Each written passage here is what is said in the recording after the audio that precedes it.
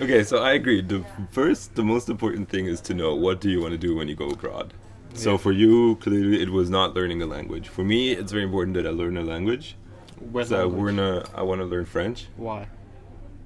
Well, because it's still a very important language in international relations, and well, it used to be the world language to some extent, in the United Nations and all these kinds of institutions. And now it's English, but they still value French, and mostly you need to know more than one foreign language to get in. So that's why I want to learn French. All right. And so Paris, which is where I used to live once, so that's a country that, or a city that I have some relation to. Mm-hmm. So that would be like my dream place to go. So I'll put that as my first choice. Why not French Canada? Well, I'm also looking into Montreal Mm-hmm. because I have some good universities there as well. Um, but honestly, I prefer to stay in Europe this time. All right. I've traveled a lot, so I'm comfortable with just staying close Mm-hmm. and even possibly coming back to Maastricht after. Oh, cool. So for you, your number one decision factor is language. For me, it's language, yes. But I mean, for everyone, it should be what do you want to Mm-hmm. do while you're abroad? Do you want to travel? Do you want to learn a language? Do you want to have the best university education that you can get? Then you might as well go to Yeah. uh, University of something. Yeah. Or Berkeley. see a specific culture. Exactly. True. Okay, for you, language. For me, it was the opposite. It was as long as I don't have to learn a different language. So that's why I went to Sweden. Um, and nature. I think nature was for me just as important as being able to speak English and communicate in English. Because in France, people don't speak English. No, No. no, not much. No. So you speak French. Well, I have to relearn it. It's gonna be a challenge. So All right. All I right. have a computer program to learn the language, and I guess before I start, I should have some basic level, Mhm. and even do a test. I think otherwise I can't start. Mhm. So it's still an ambitious plan, but I'll get Alright. there. So, for people making the decision right now, I think Thursday or Friday is the deadline for going abroad. This right? week? Yes. Thank you for telling me. Oh wait, you need to subscribe too. Yeah. So this week is the deadline for going abroad. What advice would you give to people when making the decision? Because a lot of people just don't know what to choose or where to go. Yeah, so I think you just have to make a list of what is most important to you, what you want to achieve, such as we listed language, nature, traveling. Then you should look at, do you care if the university has a good reputation or not? And that obviously narrows your choices already down quite a lot. Then you need to consider how much money do you want to spend, because in Australia you might spend a lot of money, whereas if you go to Mexico you might end up spending quite a lot less. Yeah, that's If actually you- if funny. you- if you- I didn't know Sweden was that expensive. I don't think I was really surprised when I got to Sweden. I saw the prices. Yeah, that was a really tough period. I must say, I lost a lot of weight because food was hard to afford for me. But yeah, what other factors, especially working at the IRO? What things do you see? What are main differences between universities?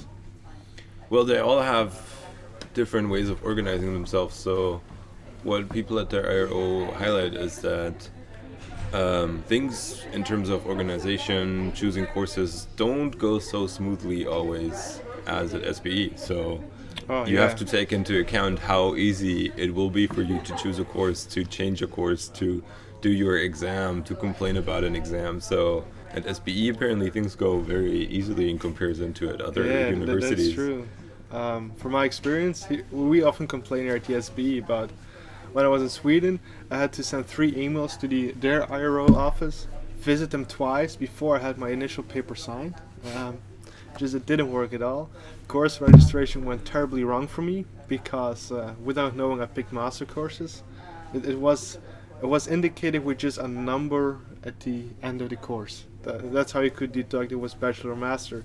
I didn't know that, so I ended up taking 2 master's courses in marketing. I personally like marketing, so it was a tough time too. Yeah, and also look into courses. I mean, if you want to specialize say in finance and you go to this and that university, then look at the courses and see if there's something there for you, if there's that finance course that you want, or if there's that political economy course that you like. Because if not, then you might just be unhappy if you care about courses in that year. If you don't care about courses, then you might as well take the history of The easy ones, right? yeah, I don't know, history of anything, and study a bit and travel most of the time. I mean, that's all. You just have to consider what you want to do, what you want to achieve during your year.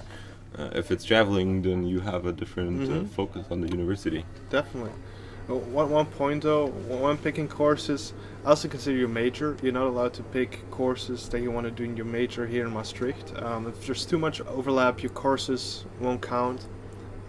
If you have courses, for example, language course, which I did in summer, I did the extensive summer language course by Erasmus. In English? In Swedish. I thought you didn't want to learn Swedish. Well, they would pay for me, so it's like, Oh, okay, I I'll see. go. Okay.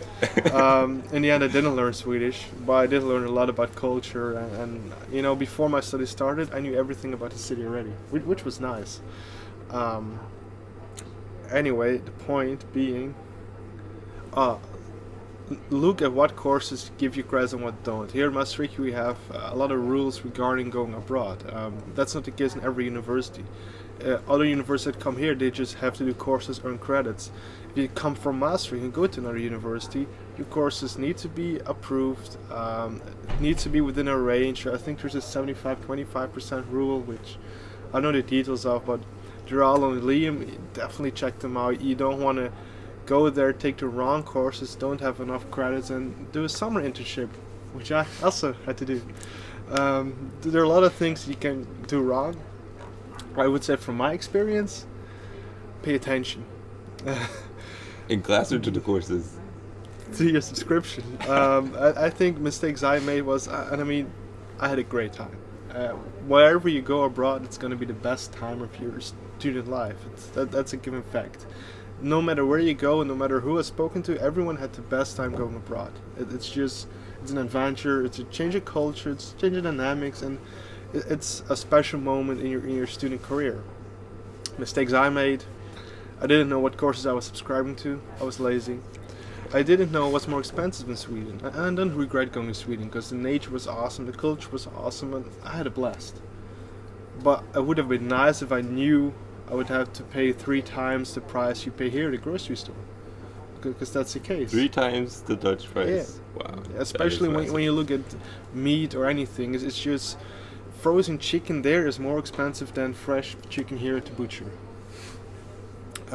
If you go to Norway, I was in Norway for traveling for 2 weeks, and I had to pay €4.50 for a bag of Lay's chips. Obviously, I didn't buy it because I was like, I can live without chips, but Norway was going to be my third choice or something, so yeah, it's I'll crazy reconsider expensive.